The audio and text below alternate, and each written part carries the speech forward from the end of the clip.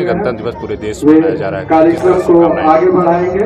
नहीं, हमारा देश अब विश्व की 5वीं से तीसरी अर्थव्यवस्था की ओर बढ़ रहा है, तो सभी देशवासियों को आज क्षेत्र में गणतंत्र दिवस पर हार्दिक शुभकामनाएं। और सभी से उम्मीद है कि देश के इस जो लक्ष्य रखा गया है तीसरी अर्थव्यवस्था बनने का, अगले आने वाले विषय में सभी लोग उसमें अपना अपना योगदान, जहां जिसका जो योगदान बन सकता है अपनी जगह पर अपने कार्य के अनुसार वो योगदान पूरी तरह से दें।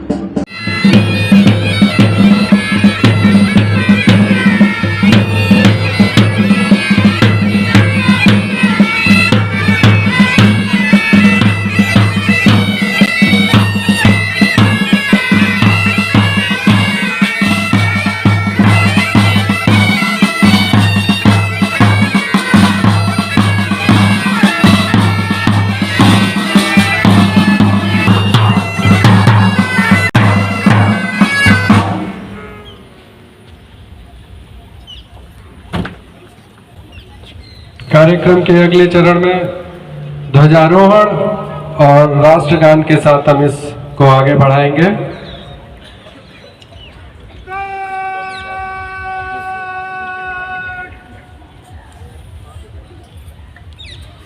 सभी लोग अपने अपने स्थान पर खड़े होकर इस ध्वजारोहण और राष्ट्रगान के इस कार्यक्रम में हमारा सहयोग करें। संगठित और समर्पित संस्था के रूप में हमें ये सुनिश्चित करना चाहिए कि हम अपने कार्यों में ईमानदारी और निष्ठा बनाए रखें। हम सभी को मिलकर देश के विकास और प्रगति में अपना योगदान देना चाहिए। इस शुभ अवसर पर परंपरागत रूप से हम अपने सहकर्मियों के मध्य CMPDI की सफलताओं और लक्ष्यों एवं चुनौती की चर्चा करते हैं।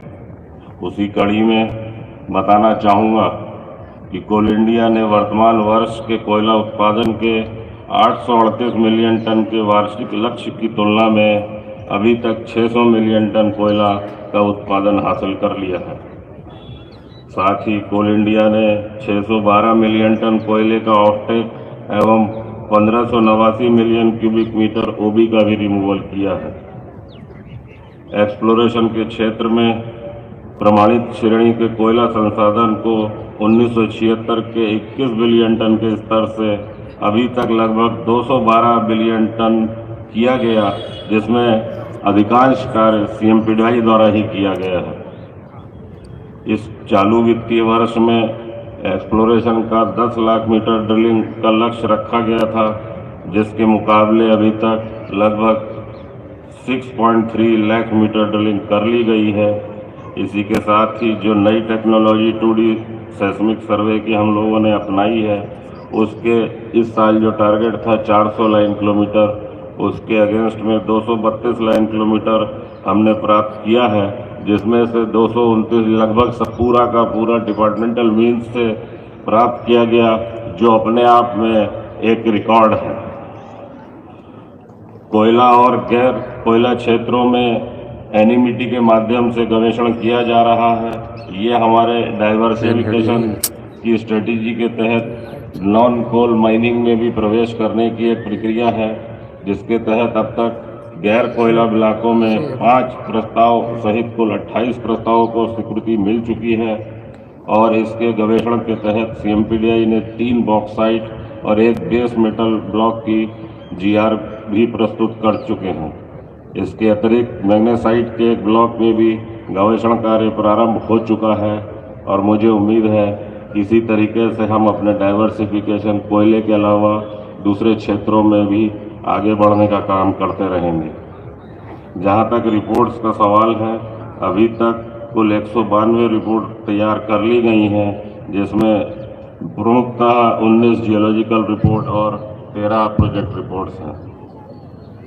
इन आंकड़ों के अलावा, ये तो महत्वपूर्ण आंकड़े थे, इनके अलावा जो महत्वपूर्ण उपलब्धियां हमने हासिल की हैं, उसके तहत CMPDI ने प्रगति मैदान दिल्ली में 15 से 18 अक्टूबर को आयोजित इंडियन मोबाइल कांग्रेस में कोयला उद्योग के लिए 12 5G यूज केसेस को प्रदर्शित किया।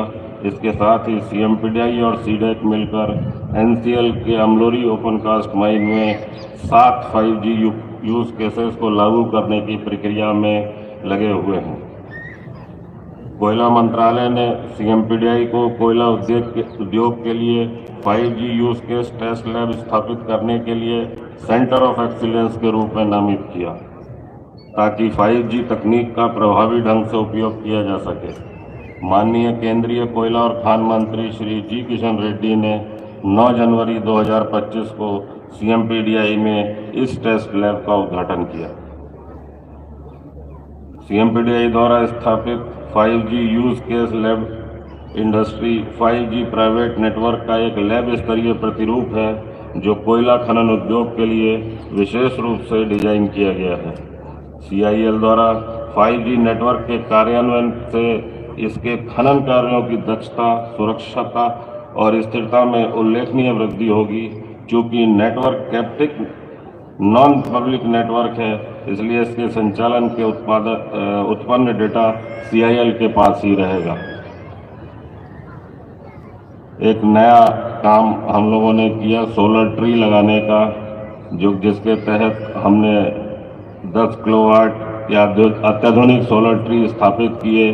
माननीय कोयला और खान राज्य मंत्री श्री सतीश चंद्र दुबे द्वारा 4 अक्टूबर 2024 को इन सोलर ट्रीज का उद्घाटन किया, जिसकी सभी जगह प्रशंसा की और इसको सभी जगह रेप्लिकेट करने का आदेश भी दिया गया। इन सोलर ट्रीज की स्थापना को स्पेशल कैंपेन 4.0 के तहत सोलर पैनल कैटेगरी में न्यू इनिशिएटिव बेस्ट प्रैक्टिस के रूप में माना गया और इसके लिए CMPDI को 7 जनवरी 2025 को कोयला मंत्रालय द्वारा आयोजित चिंतन शिविर 2.0 के दौरान माननीय केंद्र कोयला और खान मंत्री श्री जी किशन रेड्डी द्वारा सम्मानित किया गया। इसी के तहत एक थीम थी वेस्ट टू आर्ट इनिशिएटिव्स, जिसके तहत CMPDI ने स्पेशल कैंपेन 4.0 के तहत स्वच्छता ही सेवा अभियान 2024 में एक अद्वितीय पहल प्रस्तुत की है। इस अभियान के अंतर्गत स्क्रैप को उपयोगी रूप में बदलते हुए गोल्डन डियर बॉन स्कल्पचर का निर्माण किया गया। इस स्कल्पचर का उद्घाटन माननीय कोयला और खान राज्य मंत्री श्री सतीश चंद्र दुबे द्वारा 4 अक्टूबर 2024 को किया गया। इसी इनिशिएटिव के लिए CMPDI को 7 जनवरी 2025 को कोयला मंत्रालय द्वारा आयोजित चिंतन शिविर 2.0 में माननीय केंद्रीय कोयला और खान मंत्री श्री जी किशन रेड्डी द्वारा भी प्रथम पुरस्कार से सम्मानित किया गया। इसके अलावा माननीय कोयला और खान मंत्री श्री जी किशन रेड्डी ने स्क्रैप सामग्री से बनी CMPDI सेवाओं के प्रतिरूप को दर्शाने वाली एक कलाकृति का भी अनावरण किया। ये प्रतिरूप न केवल CMPDI के ऑपरेशनल स्ट्रेंथ को दर्शाती है, बल्कि कुछ मीनिंगफुल और सस्टेनेबल आर्ट बनाने के लिए इंडस्ट्रियल वेस्ट के रिसाइकलिंग के महत्व पर भी जोर देती है। इसी वर्ष CMPDI का नया कॉर्पोरेट लोगो भी जारी किया गया। CMPDI ने अपनी स्थापना के गोल्डन जुबली वर्ष में अपनी छवि और आकर्षण में नई ऊर्जा का संचार करने के लिए अपने कॉर्पोरेट लोगो को नया रूप दिया। यह बदलाव CMPDI के बदलते परिवेश को दर्शाता है और CMPDI के ब्रांड की पहचान को और मजबूत करता है। CMPDI के इस नए कॉर्पोरेट लोगो का उद्घाटन भी माननीय केंद्रीय कोयला और खनिज मंत्री श्री जी किशन रेड्डी द्वारा किया गया। कीर्तिमान बनाने में CMPDI कभी पीछे नहीं रहा है। इसी के तहत 50 मिलियन टन से 75 मिलियन टन के प्रोजेक्ट रिपोर्ट को CIL कुसमुंडा के CIL बोर्ड द्वारा अप्रूव कर दिया गया है और इससे और भी आगे बढ़ते हुए CMPDI ने अभी Gevra project report 85 million ton की भी ड्राफ्ट परिकल्पना प्रस्तुत कर दी है, जो अपने आप में रिकॉर्ड है। एक नई उपलब्धि जो CMPDI को प्राप्त हुई है, उसमें वर्ष 2030 तक 5 गीगावाट सौर क्षमता प्राप्त करने के लिए CIL की सभी सौर परियोजनाओं के लिए CIL द्वारा CMPDI को PMC सलाहकार के रूप में नामित किया गया है। सीएमपीडीआई ने एक महत्वपूर्ण कदम उठाते हुए अपने बेड़े में 33 इलेक्ट्रिक वाहन शामिल किए, जो परिवहन प्रणाली को आधुनिक बनाने की दिशा में एक दूरदर्शी दृष्टिकोण को दर्शाता है। इलेक्ट्रिक वाहन को अपनाकर सीएमपीडीआई का उद्देश्य अपने कार्बन फुटप्रिंट को कम करना, ईंधन खपत से जुड़े परिचालन लागत को घटाना और सरकार के नेट जीरो इमिशन प्राप्त करने के व्यापक लक्ष्य में योगदान देता है। एमओसी के सलाह के अनुसार national centre for coal and energy research की स्थापना की गई। प्रस्तावित R&D केंद्र 2 चरणों में स्थापित किया जाएगा। सीएमपीडीआई परिसर में रांची में स्थित NACCER के चरण 1 का उद्घाटन माननीय केंद्रीय कोयला और खान मंत्री श्री जी किशन रेड्डी द्वारा 7 दिसंबर 2024 को किया गया। इसके अलावा R&D में महत्वपूर्ण R&D के क्षेत्र में भी सीएमपीडीआई कभी पीछे नहीं रहा है। इसी के तहत एक प्रमुख जो R&D प्रोजेक्ट चल रहा है, उसमें सीएमपीडीआई ऊर्जा के क्षेत्र में डाइवर्सिफिकेशन के अंतर्गत UCG परियोजना के विकास के लिए प्रयासरत है। सीएमपीडीआई ECL एवं अर्गो एक्सर्जी टेक्नोलॉजीज कनाडा के साथ संयुक्त रूप से ECL लीज होल्ड एरिया में कास्ता वेस्ट ब्लॉक में underground coal gasification pilot R&D project क्रियान्वित कर रहा है, जिसके द्वारा इंडियन जियो माइनिंग कंडीशन में अंडरग्राउंड कोल गैसिफिकेशन की संभावना का आकलन किया जा सकेगा। इस प्रोजेक्ट का प्रथम चरण फरवरी 2025 में पूर्ण हो जाएगा। इसी क्षेत्र में कार्यरत एक अन्य टेक्नोलॉजी प्रोवाइडर न्यूराइजर ऑस्ट्रेलिया के साथ एक MOU हस्ताक्षर किया जाना प्रस्तावित है। साथ ही अंडरग्राउंड कोल गैसिफिकेशन के लिए R&D प्रोजेक्ट किए जाने पर भी विचार किया जा रहा है। एक और जिसे कहते हैं feather in the cap, CMPDI प्रयास कर रहा है। ओडिशा सरकार ने MCL के प्रस्तावित 99 मेगावाट पवन ऊर्जा संयंत्र को मंजूरी दे दी है। इस परियोजना के लिए DPR और PFR सीएमपीडीआई RI7 द्वारा तैयार किया गया है तथा साइट सिलेक्शन और अन्य क्रियाकलाप वर्तमान में चल रही है। ये अपने आप में एक नया काम होगा सीएमपीडीआई के लिए। इसी वर्ष 381 नॉन एग्जीक्यूटिव कर्मचारियों को एक ही बार में पदोन्नत किया गया, जो पिछले कुछ वर्षों में सर्वाधिक संख्या है। सीएमपीडीआई को 50वें CIL स्थापना दिवस 2024 के अवसर पर स्वच्छता पखवाड़ा श्रेणी में प्रथम पुरस्कार से सम्मानित किया गया। सीएमपीडीआई को CSR के अंतर्गत जन सेवा कार्य के क्षेत्र में बेहतरीन कार्य एवं 50 वर्ष सराहनीय कार्य करने हेतु राज्य का सर्वोच्च सम्मान झारखंड रत्न 2024 से सम्मानित किया गया है। लोक सेवा समिति के राष्ट्रीय अध्यक्ष मोहम्मद नौशाद और महासचिव प्रोफेसर हरविंदर वीर सिंह ने सीएमपीडीआई को झारखंड रत्न 2024 प्रदान किया।